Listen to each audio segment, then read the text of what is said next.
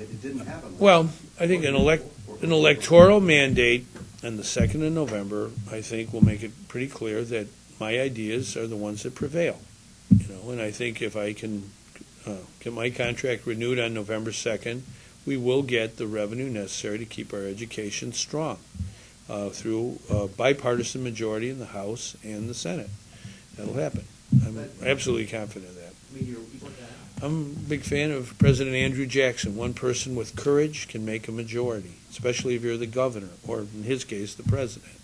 I think you have to understand, and I think Mike Lawrence knows this, if you're the governor of Illinois, especially after winning a statewide election, you carry a mandate that can persuade reluctant legislators to do what's best for Illinois. Right now, they're all looking at their own situation. But my job is to say to them, here's what's good for the common good. We're here to help the people at large, not to just worry about your own political career, whether it's mine or yours. I have a lot of, I think, political fortitude, far more than some others, to say the truth before the election. And I've been consistent about this. And I think newspapers like yours need a governor like me who talks about common sense. The other guy is nonsensical.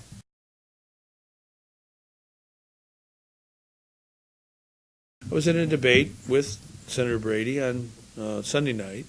He's for a bill that would allow private employers to fire gay people off their jobs just because they're gay.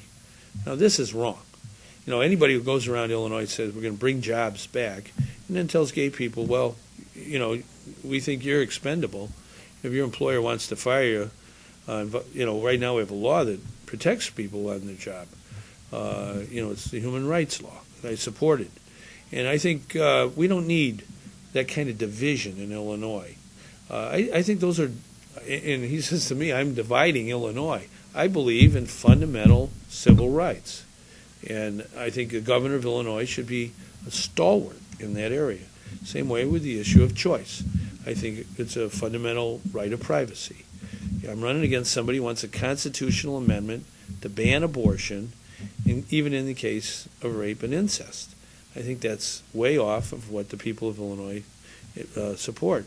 In the area of guns, I know down here, I used to live in southern Illinois, there's perhaps a different attitude towards guns than other parts of our state. I believe in the Second Amendment.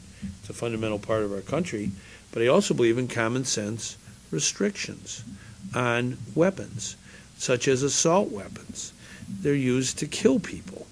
And we've lost police officers in our state and innocent children to assault weapons. And my opponent has voted to maintain those sale of assault weapons. I think they should be banned. And even worse, he voted against a bill that would allow spouse abusers and child abusers to be able to buy a gun. I think that's wrong. And these are kind of fundamental value issues that have a lot to do with your character. And I think whether it's, and the other thing that bothers me too, this is where the NAACP kind of got started, almost a little more than 100 years ago, after a very bad race riot. And I go everywhere. I've gone to 5 straight forums. NAACP put one together, the Urban League put one together, a number of churches did, various groups. He doesn't show up at these in urban areas of our state. And this is an urban area, Springfield. And you got to have a governor who understands urban areas, not just, other places. I believe you go everywhere. And so it's disturbing that on issues affecting black people and people who are minorities, he takes such scant interest in their issues. And I think part of it is this education issue. We have a profoundly unfair way of funding schools in Illinois. It particularly grieves minority children. And their neighborhoods may not have the property wealth of other places. And their education and the money for it may be lacking because of that. And you have to have a governor who stands up for what's right.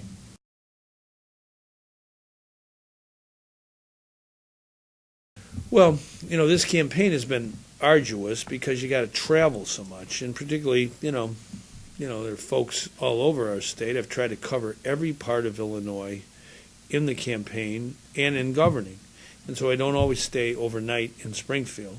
But I think I have done much better than my predecessor. I've also opened up the mansion on numerous occasions for events.